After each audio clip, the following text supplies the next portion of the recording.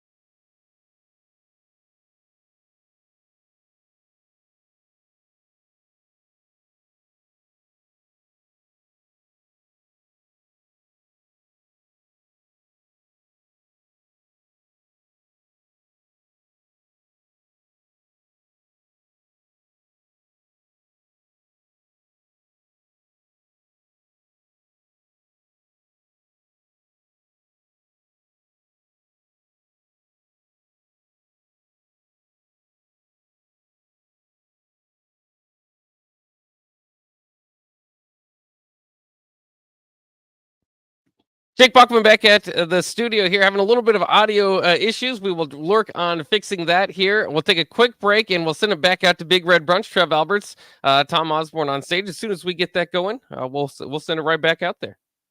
Okay, it's time to sell the house. How do we even begin to choose from the hundreds of realtors in town? Easy. We make a pros list. You mean a pros and cons list? No, just a pros list. We need someone with pro photography to showcase the house in the best possible way, pro marketing to make sure we get maximum exposure, pro negotiations so we know we get the best price. This is one of those times where you already know the right answer, isn't it? You know it is. Ben Blecker and Professional Realty Group. Contact Ben Bleicher and the team at Professional Realty Group of Berkshire Hathaway's Home Services Ambassador online at prg-ne.com.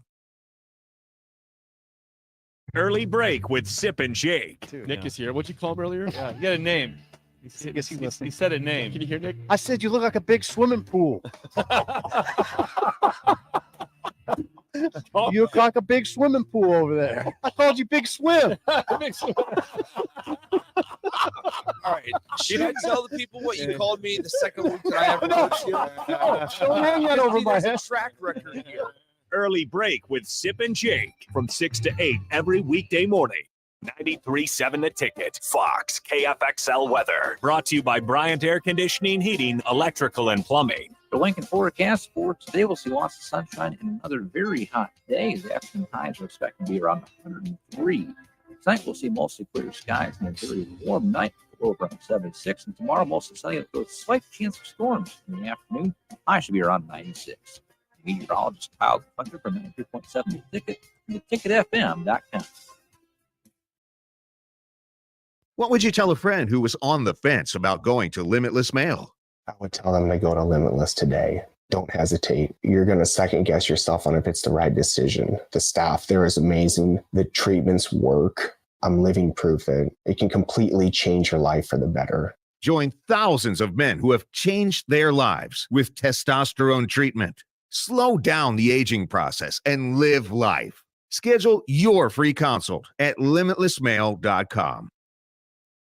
H&H Roofing, established in 2015, is proud to serve the local area, which includes the tri-state area in Nebraska, Iowa, and South Dakota. H&H Roofing has a professional team that are licensed and bonded, GAF Master Certified Installers, and an insurance-preferred contractor that will work directly with your insurance company. Also a leading roofer, siding, and gutter specialist. H&H Roofing will service all residential, commercial, and agricultural needs. Go to hnhroofs.com for more information or call 402-359-2546.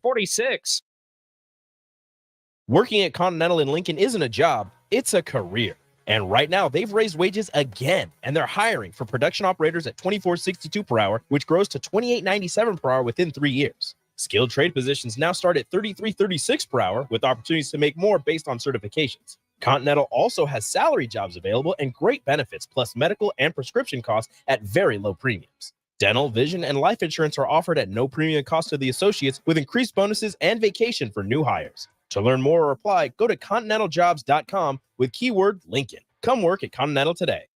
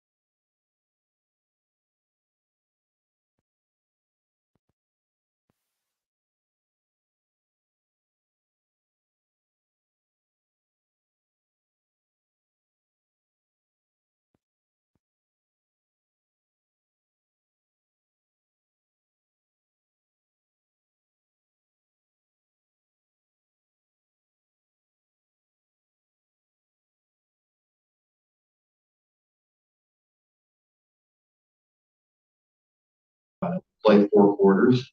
We'll play together as a team, and we'll fight. And at the end of the day, we just want a team that you all can identify with. I think when this guy was the coach, our teams were teams that our fan base, it resonated in terms of style of play and effort and those types of things. So that's what we're trying to get back to, and I think Coach Rule's done a great job. Coach, one of the big things obviously happening now is conference realignment, losing a lot of those rivalries we used to have. What are your thoughts on what you see where you're going to have a conference with 18 teams and another conference with 16 teams? What were your thoughts when you see some of those rivalries going away? Well, first of all, people need to understand if you can, it used to be in the Big 8 conference, if you're the best team of 8 teams, then you win a conference championship. But when you got 18 to 20 teams, like the Big, going to 20 in the Big 10, winning a conference championship is a big deal. It's not far from a national championship. And so I hope that people don't try to measure Matt Rule or any of the coach to come on whether you're winning a conference championship or not, because it's going to be harder. The travel is going to be a little bit more difficult, but I think as Travis mentioned, for football, it's probably not that big a deal because you play once a week. But when you're playing 2 or 3 times a week, and your volleyball or whatever, it's going to put a little bit more of a strain on you because you are going to class. You are trying to accomplish some things academically. So spreading from coast to coast is something that is a little bit difficult. So it just seems to be the way things are right now because money is driving an awful lot of decisions, and most of those the money is based on television and attractiveness on television. And so in some ways, the TV networks are as involved as anybody else in the whole thing. And Trev can tell you more about that. But it's got to be a little bit disconcerting to all of us because we all tend to be a little bit traditional. We think about rivalries going down to Manhattan, Kansas, and places like that. And the hardcore realities of it have changed the dynamics. And there's probably some pluses, but there are also some minuses. Coach, going to Minnesota, it's going to be hostile. It's going to be a tough environment. Do you take the ball or do you play defense on the first coin snap? We win it, Coach. We won it. What do you do? We won the toss. Okay. Well, first of all, Vershawn, I would just like to say, after listening to your opening, we should have let you, at least at halftime, be a cheerleader. I have never seen this much enthusiasm from this guy. And in 5 years, I didn't see that. But we never saw that at practice, did we, Coach? No, I suppose in most cases you defer because by the second half, you've had a better chance to analyze what the other team, how they're going to line up. Because in the first series, you have no idea. There's some games where we'd practice all week against a 5-2 defense.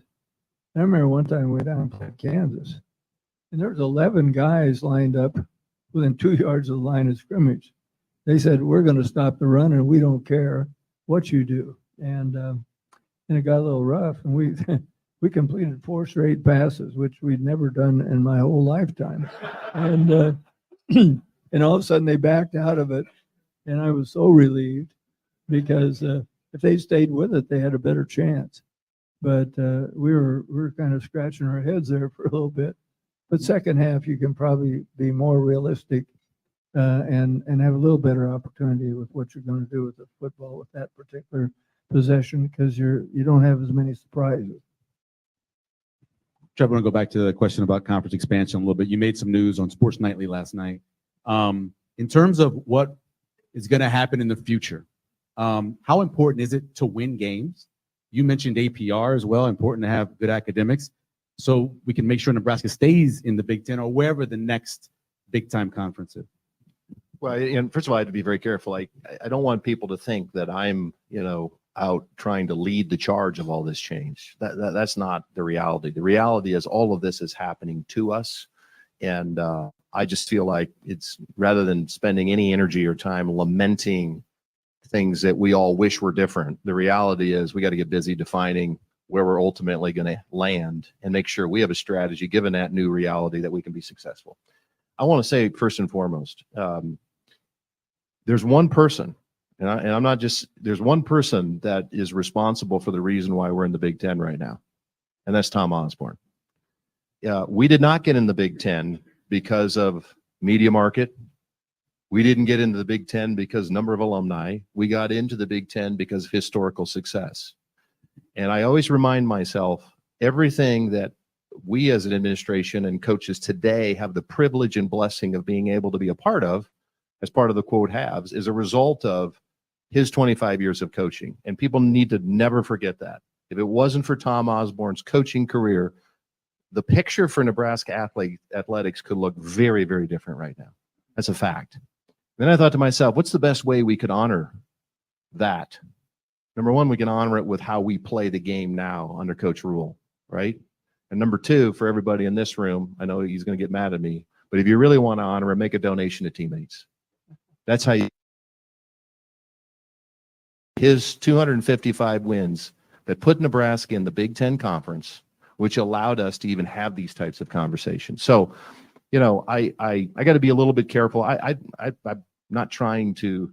I'm trying to create a sense of urgency, to be real honest with you, because I do believe that, and I can sense where things are going. I don't know exactly what's going to happen, but I do believe that across the board, the changes that are going to happen are going to be real, and data and analytics has changed the game in so many different ways. Like, you know, the Big Ten Network and the folks who are part of the Big Ten, that was all part of developing a strategy around the cable bundle, you know, and as that continues to fall apart and we go to a streaming model, you know, we all think that the conference itself, if you're in one or two conferences, well, you're good. Is that a guarantee? We've never done it yet, but at what point down the line, if resources become scarce, does everybody have the protection of being in a conference?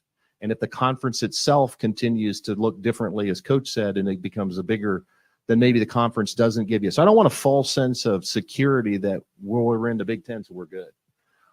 We got work to do. And I think it's going to be more than just the success of the football team.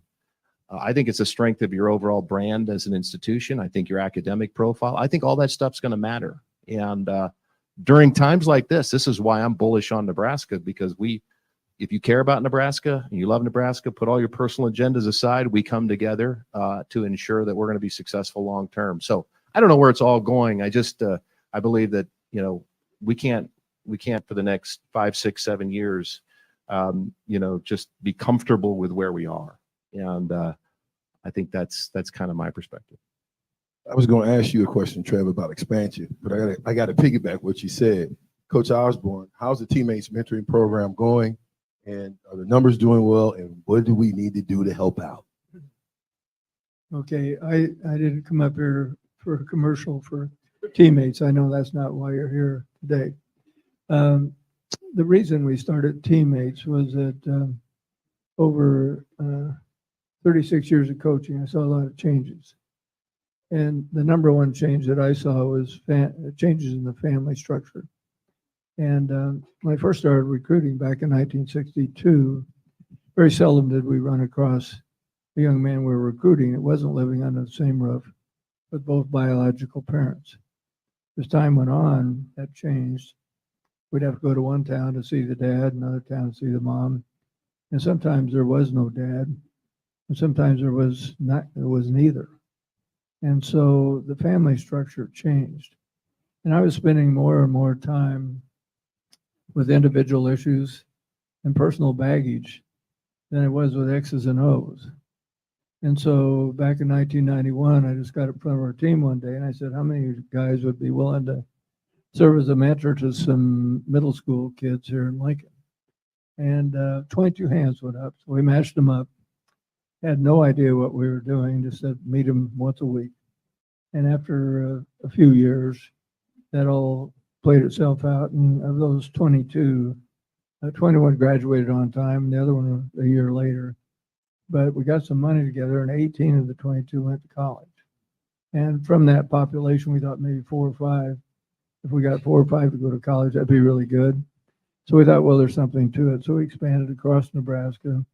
We're now in 5 states. We mentor about 10,000 kids. And so graduation was last year with 98% of those kids. And when you figure that most of them are free and reduced lunch, and most of them are single parent families, you'd normally think graduation would be 70, 75%. So every young person who doesn't graduate from high school will on average cost society $300,000 in their lifetime. That's unemployment, aid-dependent children, sometimes incarceration and substance abuse and so on. And so if you figure you maybe graduated 150 kids that would not have graduated and multiply that by 300,000, you're talking well into the 30 million range. So it is cost effective and it does make a difference. So anyway, that's where we are and that's what we do. But as far as conference realignment, I just wanted to mention this. Trev was very gracious. He said that my getting us into Big Ten, that I was the guy that was responsible. And I kind of winced a little bit because I'm sure there's a few of you still are not real happy with that move. And so by way of explanation, I've said this several times, so I hope I'm not repeating myself too much. But we really were kind of between a rock and a hard place, because we realized that the Southern Division, they didn't tell us anything about this, but they were negotiating with the Pac-12, which now appears to be non-existent, and they were going to join with the Pac-12. And then the thing that broke the deal was Texas would not give up the Longhorn Network. And the Pac-12 said, we need all television revenue. And so that broke it. But we left because we knew Missouri was trying to leave. We knew Colorado was trying to leave. And it looked like we weren't going to have the Southern Division. That was going to leave Kansas State, Nebraska, and maybe Iowa State out on a limb. And so we did negotiate with the Big Ten, and it does give us some stability. But so anyway, that's why it happened. And so whether better or worse, I think probably in the long run it's worked out fairly well in that regard. Give it up to coach on teammates, what he's done. I mean, still contributing. Give it up for that. It's pretty amazing. And don't blame him for leaving the Big 12 either. Don't do that. That would be good. Let's get to NIL a little bit, because we are in a situation now where it might come under federal legislation eventually. I hate using the word fair, but how do we make it fair for everyone? Fair for the student athlete, fair for the university, fair for the people that are donating. How do we make NIL fair? Well, it's a great question. We consistently are told at the conference level, we can't collude. There's all kinds of legal challenges. We need a federal solution. We need an antitrust exemption. We need Congress involved. As you all know, getting Congress to agree on anything is somewhat challenging today. But I'm actually the NCAA asked me. I'm on a committee. I'm on a lot of committees, by the way. But we're actually working on at the central office on institutional involvement. And I think not in an effort to eliminate NIL, not in an effort to even eliminate collectives. That's not the point. The point is it's a really uncomfortable position to be accountable to the integrity of the brand and have no control. We've spent years in the NCAA talking about institutional control and reputational risk. Well, we're right back to it. And I am grateful to 1890, to anybody here who supported us through NIL. I promise I'm grateful for it. But at the end of the day, collectives are booster clubs. And so we need to have we need to be allowed to have institutional involvement in the application and execution of NIL. And without it, it's just challenging. It's really hard. So I think I've been impressed with Charlie Baker. And by the way, if some of you guys have some ideas about NIL, come to the Volleyball Day in Nebraska event. He's going to be here. You come down in the field and you give him a few words of wisdom. But I've been impressed with him. He's working hard on it. He's doing the right things. He's eliminating some of the bureaucratic steps that are part of the NCAA. He's got the hardest job in the world. But we're trying. It's just very difficult. We had a chance several years ago to address this, and we chose not to. Trev, it seems like every other month there's more teams getting into the Big Ten. Are there any plans? Are there any plans to get a Texas school into the Big Ten? Well, we're not going to break any news here, Vershawn, but no, I mean, and Coach mentioned it. Money is driving.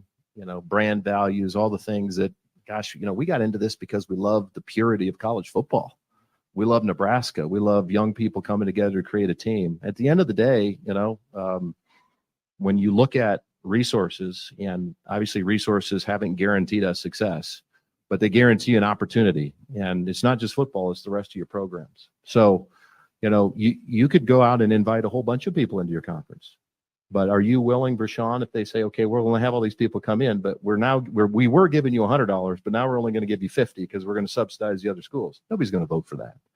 So that's where individual brand value of institutions is so critically important.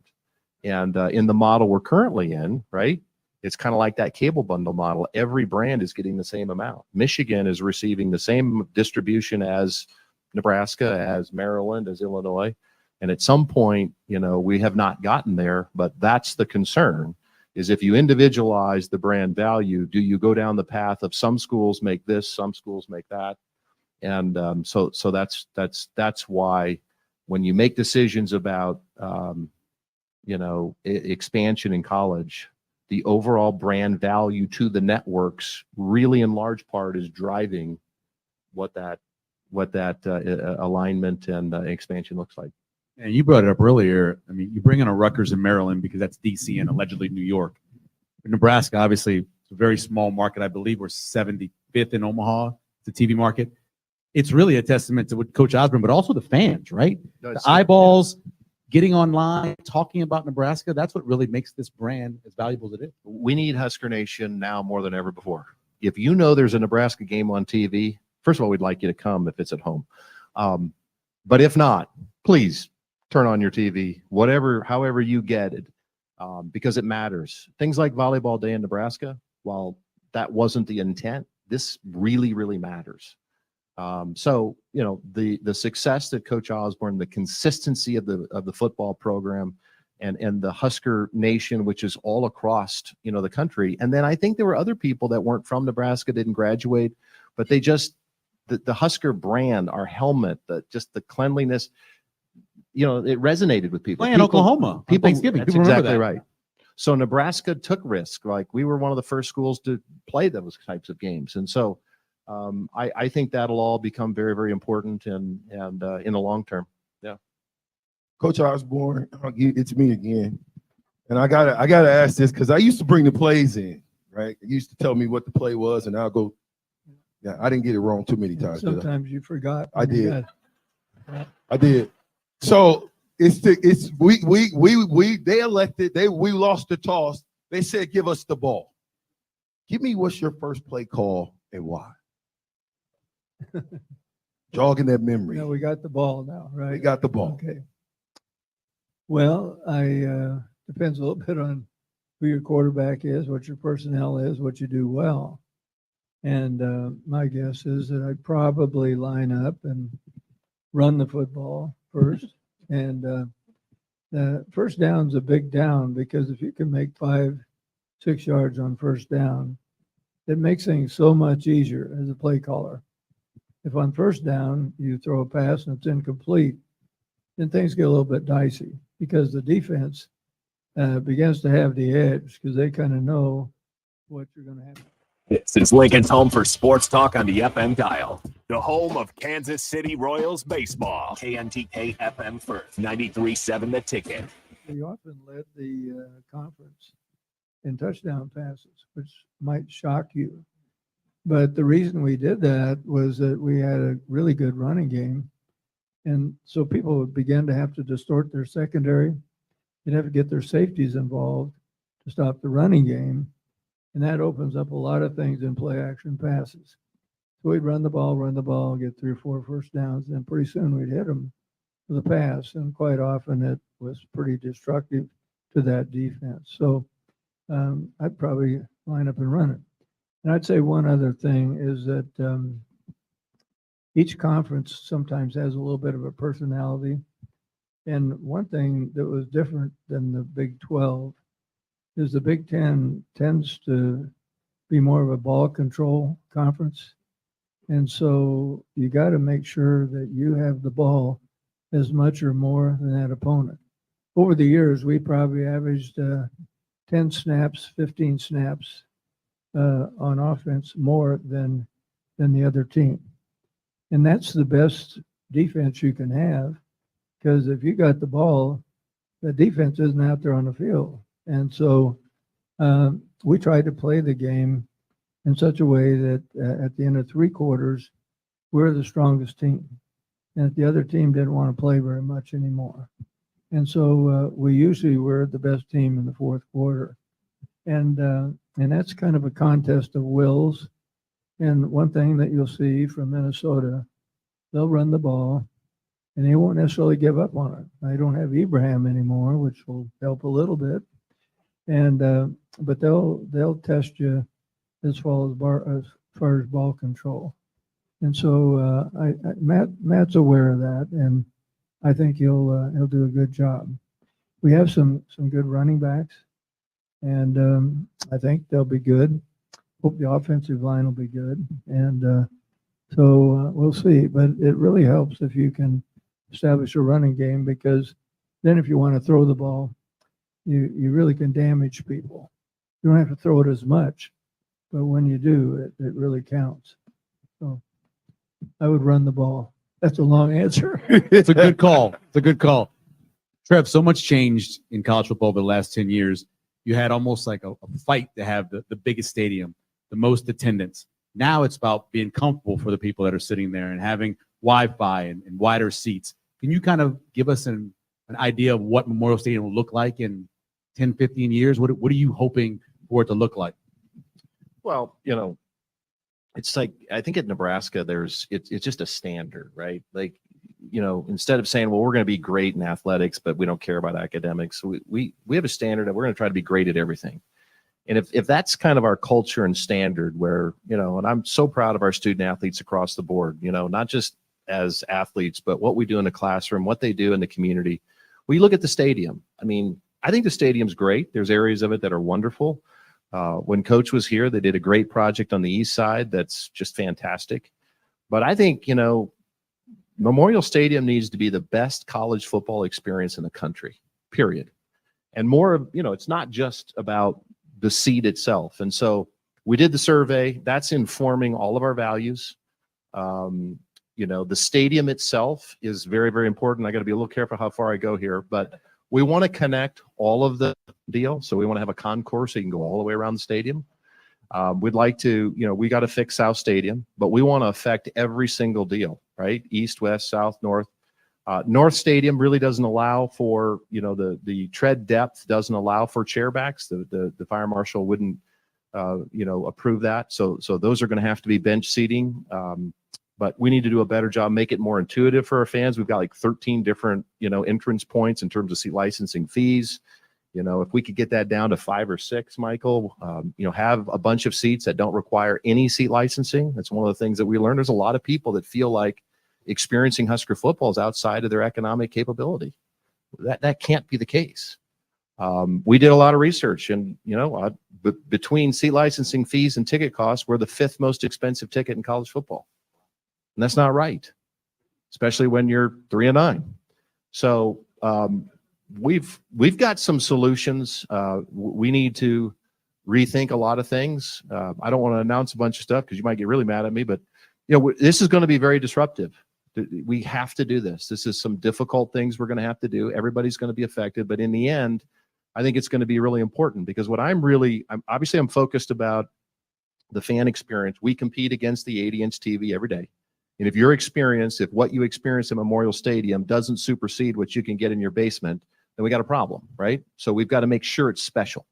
We have to have room around the stadium for families. We put Go Big in there. We kind of lost some of the space that young kids would go play with the football. And so we've got to rethink that. We're going to rethink, integration with our campus on the academic side. We went to Notre Dame and studied how they had integrated some of that. I will tell you from a business perspective, we spent a day with the Cubs and watched what the Ricketts family had done with Wrigleyville and sort of taken this iconic stadium and transitioning it. And they didn't just dramatically raise ticket prices, but they tripled their revenue. And part of that was by dramatically increasing point of sale, just very fundamental things that we can do within the stadium. I don't know where the future is. I know this is going to shock you. But, if we ever end up getting into a situation where we're collectively bargaining, that's probably not been brought up a lot in college athletics. But if that ever happened down the road, players have rights to revenues that happen inside the stadium. Why does NFL teams like the Bears, why will they move from downtown to Arlington, Illinois, buy a bunch of land? Because they'll develop around their stadium and they'll create new revenue streams, and they have 100% of that. They have to share revenues with the players inside the stadium. So you're starting to see some of that happening across college athletics. We'll probably look beyond the stadium at some development opportunities. We have to find new entrepreneurial revenue streams. As I think about the future, I think about if it's not aggregated total in terms of your media rights and it's individualized, let's say there could be a reduction for us. And then if an increasing amount of dollars we're currently using to aggregate to pay for all of our expenses goes directly to players, how are we going to replace it? That's the goal. That's the job. Because it's going to happen. It's been slowly happening. When I played, Rashawn and I, we got a scholarship.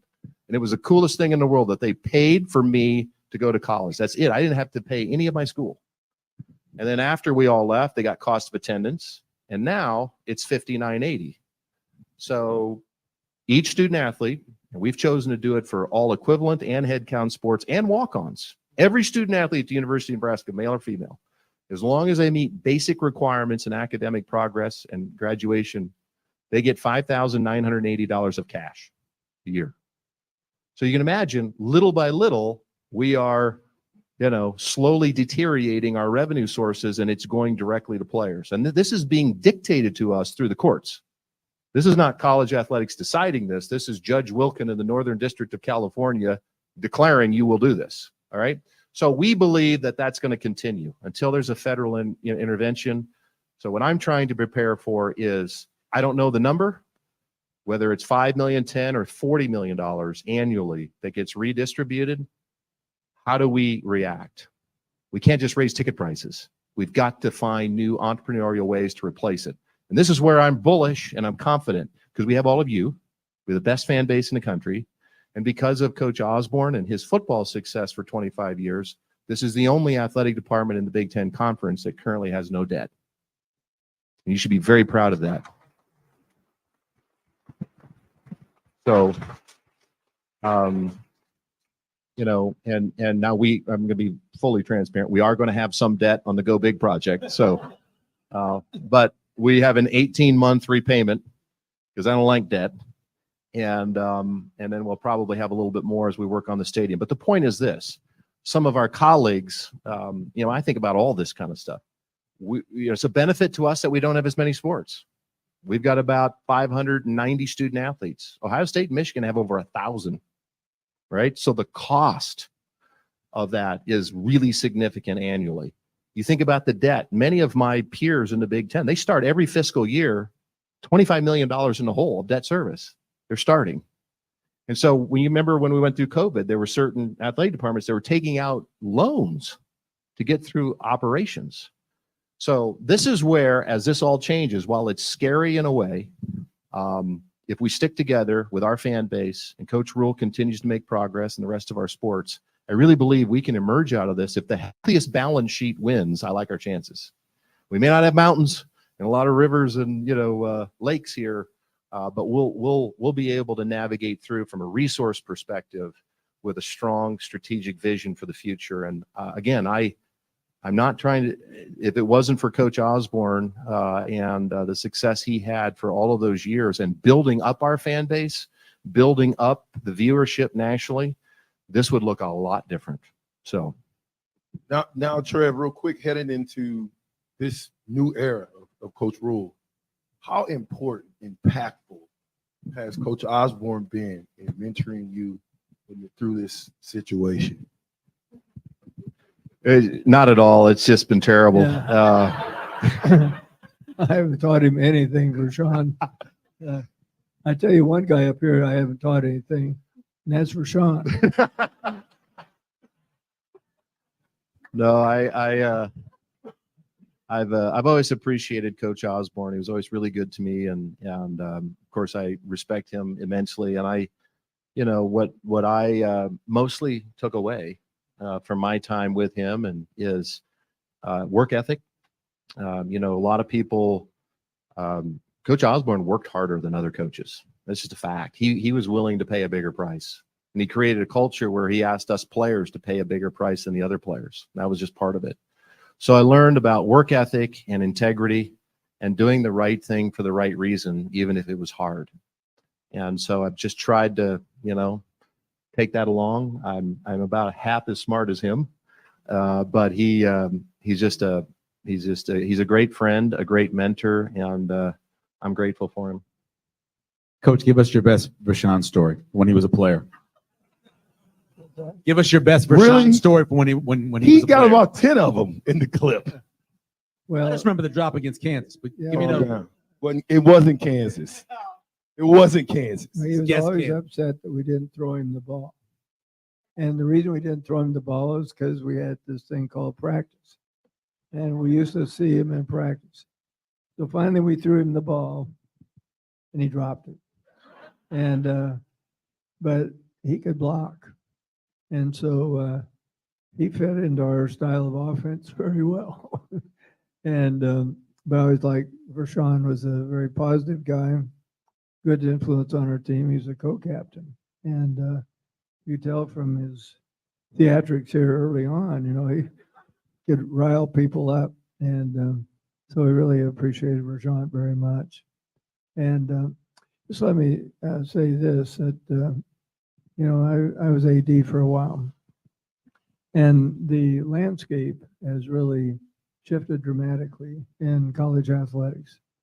And I think Trev is doing a good job of trying to anticipate the things that you have to do. And I kind of remember back to the old College Football Association. You may not even remember that. We had an association of the major college football playing schools.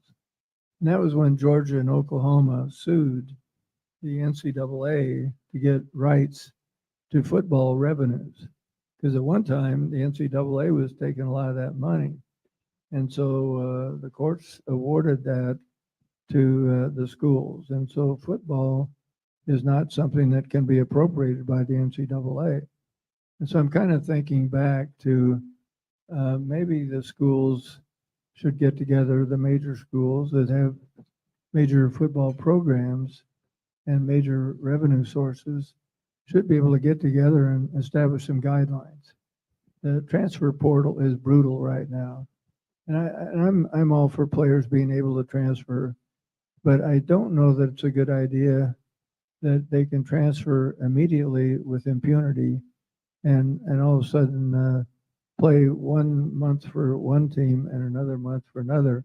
Because right now you could lose 4 or 5 of your best players in a blink, and all of a sudden you're no longer the same football team. And you can get well real quick, or you can go down real quick. Michigan State's an example of that. They were 10-2 or something like that, and then they had a losing season. And I think a lot of it was transfer portal. And so we've got to get some guidelines to inject some note of stability into the thing. And I don't know exactly what it's going to look like. Having been in Congress for 6 years, I'm a little leery of turning it over to Congress because very quickly it can become politicized. And all of a sudden you got one side over here and one side over here, and they can't get along. Now you got Tuberville and also a Democrat. Tuberville's a Republican. And they do have a joint bill, and it does look like it makes some sense. Now, whether they can get people to agree or not, I don't know. But something has to happen to inject some note of stability, and I'm pleased that Trev is thinking about all these things, because if you think about where it's going to go with players and all the expenses down the road, it can be kind of a scary situation. Let's let folks ask some questions. I'm sure you guys have some questions. Raise your hand and we'll Brashano roll over there, and or we'll get right in the back there. In the back. I'm coming. Still moves pretty good. Look at him. Breaking tackles. Right now, we still have an 85 scholarship limit for football, right? Yeah. What if, say, 10 guys on NIL have so much money, they can turn themselves in as walk-on? But you then go get 10 more scholarship quality, end up with, say, 95 scholarship quality players? Yeah, I would say the 85 scholarship limit across college football is really, just a number now. To your point, you could easily have essentially an unlimited scholarship number based on NIL deals. And I don't have data to support it, per se, but I think there are plenty of schools that have, quote, more than 85 scholarship players by having walk-ons on NIL deals. That's why, frankly, and part of our challenge was we had a Title IX challenge in the athletic department. Okay, so that's a federal mandate that we need to adhere to. Part of what our challenge is the undergraduate population at UNL continues to shift. It used to be we had more males than females, and today we have significantly more females than males. So our athletic department participation is supposed to, mirror what your undergraduate population is. And so what we promised our coaches was, if you work with us through roster management to solve our Title IX problem, not only were we going to slowly, reduce the total number of student athletes, but then we'd have the resources to backfill on the 5980. So one of the way of us, competing against that is we have all of our coaches in every sport, including football, they have $5,980 essentially, for walk-ons. That is a cash component. Plus, they all get laptops. They have a $7,500 postgraduate scholarship, unlimited meals at the training table, and all the Adidas stuff they could ever imagine wearing. So we're trying to create the package that basically answers to some of that. My question goes to fan expectations, and of course everybody in this room is excited for the season, and I think Coach Rule's done a great job of the one day at a time kind of argument. But if we win the first 2 games, then 3 games, then 4 games, I could see expectations spinning out of control, and likewise on the downside, if we come out flat and we lose 2 games. Do you have like a plan to how to try to manage the fans so that we don't get so out of control? I tell you what, by the way, that is a great question. And I have tried to think of everything. I can honestly tell you, I did not think of that. But I did talk to Coach Rule about, trying to manage, he is obviously excited. Everybody's excited. Everybody wants to win so bad, but at the end of the day for us, is just remaining disciplined around forgetting about winning. Like, we're at a point in our history as a program, we need to go I remember Coach Osborne telling a story about John Wooden and, having guys learn how to put their socks on right and to tie their shoes appropriately. Like, that's kind of where I view us as a program right now. We get clouded sometimes because of the previous success, but we're literally starting over on trying to help, our program understand what does discipline look like, what is fun, and what does physicality look like. And, what I've really appreciated is, Matt's willingness, and the reason why he took the job, well, not me. He said, it's been done here before. Like, I'm not saying it's easy, but Nebraska's won championships. So there is a formula to get there. And he's been very receptive to listening to Coach Osborne. Why did you do what you did? And of course, he's doing things differently than Coach. And he's reached out to Frank Solich. He's talked to Bo Pelini, like trying to learn what works here, what doesn't work here. And part of this is all of fall camp, every one of our players, doesn't matter if you were a freshman, fifth team, or a starter, they all got 70 to 80 reps every practice. And part of that's development, right? And getting back to some of those just fundamental detail things, we got to do that first. Do we really want to get to a bowl game this year? Yes, because I really want the band to get to go travel to a bowl game because it's important to them. And so that's where we are. Couple more. Trev, question for you. Where is the Big Ten at in terms of redoing the schedules for next year? And if and when will we go to 10 games? Yeah, we're not going to go to 10 games, at least initially. You know, what we're all just sort of trying to figure out is what is the new college football playoff going to look like? So we had, I serve on the football oversight committee. And so this morning at 7, we had a meeting with the head football coaches and commissioner.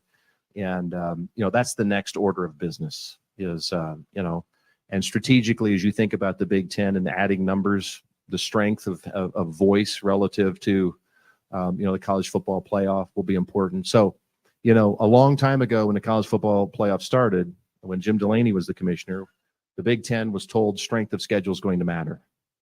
And what we ultimately found out is that strength of schedule really didn't matter that much. It did not factor in the way people thought because other schools were playing FCS schools, played fewer conference games. There was a reason the Big Ten went to 9 games. They thought, well, gosh, we need strength of schedule, which is going to help us get more teams in. So we got to clearly define what that selection process is going to look like, and we'd like to have some influence into that and that thinking. But it took 9 months to get our previous schedule. We talked this morning. We don't think it's going to take that long because we have the core principles done, and I think there'll be some slight alterations. And now the question is, do we release 2 years or 5 years? Because at the end of the day, and I'm a proponent of releasing more. Because at the end of the day, when you have 18 teams and 9 conference games, you can't look at these schedules in a silo of this is so unfair. They're out to get Nebraska. I just want to assure you, they're not out to get us. Okay. But 1 year might look different. And then year 3, our crossover games are a lot different. So if you're not transparent about the length of those and seeing how it all evens out, it becomes problematic. On the other hand, if we release 5 years and then we find out that the college football playoff rationale changes, we want to have some ability and nimbleness to be able to adapt and adjust to it. So it's part of the reason why I think the SEC stayed at 8 games until there's clear definition about what helps you get in the college football playoff. What they had been doing was working. And if they didn't get any more money from ESPN by playing an extra conference game, stay at 8, create as much ability as you can to create a great schedule to get into the college football playoff. So I don't know if I answered your question there, but yeah. Coach, you were on the committee. What do you think should be the most important thing? What would you look for to pick those teams? Now, if it's not necessarily strength of schedule or strength of record. Well, yeah, I was on the selection committee for 2 years, first 2 years. And I think it was kind of interesting. We had a huge amount of statistical data. And the thing that I finally figured out, Barry Alvarez and I sat side by side, and we had a variety of people in the room. But the thing that was most differentiating was the change of possession. The better teams were gaining 6-7 yards per possession, and a lot of teams that were pretty well known were losing yards, and so that was one thing that we looked at. And I would guess that most years you're going to have the best 2 teams in the top 4. And so there's a lot of clamor for going to 8 or 16 teams in the playoff. But you got to remember this, that these guys are going to school, and you don't have the waiver wire that you have in pro football. If you lose 2 guys at one position, you're kind of out of luck. That happened to Oregon a couple of years ago. They lost 3 key players in the course of the the conference playoff, and then the first playoff game, and then they were out of luck. And Ohio State, I think it was Ohio State, beat the heck out of them. And so you want to be mindful of the fact that it is a physical game. It is demanding, and so I would be a little bit hard pressed to say, well, we ought to all of a sudden go to 8 games. If you go to 8 or 16, I'd say the conference playoff game is got to be eliminated. Right now, we don't. We have some conferences don't have that playoff game, and so I think that it's kind of a balancing act. But I hope people will remember that there's a human factor here, and how much the body can take, and that's kind of talked all around the issue. But four teams is not bad, but it does leave a lot of people out, and they get upset. But I think most of the time, in that top 4, you're going to end up with the best 2 teams in the country. Trevor, we'll leave you for the last word. You want to make a season record prediction for wins? I'm just joking. Thank you very much. Okay. No, you want It's my turn. So, Michael Zavir, thank you for joining us today. As you look at this team this year and you look at the schedule, what do you predict win-loss record will be of the Huskers? I'm going with 7-5. I'm going 7-5. I think we'll lose. Let me go through all the games. No, that'd be fine. Yeah. Okay, and you can respond yay or nay based on what he says of each of these games. I think they beat Colorado. Yeah, right. Northern Illinois, Louisiana Tech, Northwestern, Purdue, Maryland, Michigan State. Take that? Would you take that? All right, be a good bowl game. Maybe go to Vegas. Maybe I don't know. Thank you very much to Trev and Coach Osborne very much. Give it up to them, please. Thank you, guys.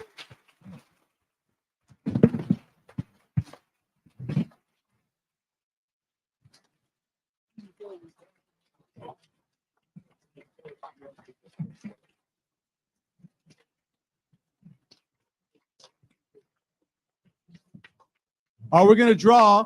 Come on, Rashawn, help me with these the drawings. What are we drawing for first? These are for the Husker tickets. Okay, this is for the tickets. Rashawn, you want to draw?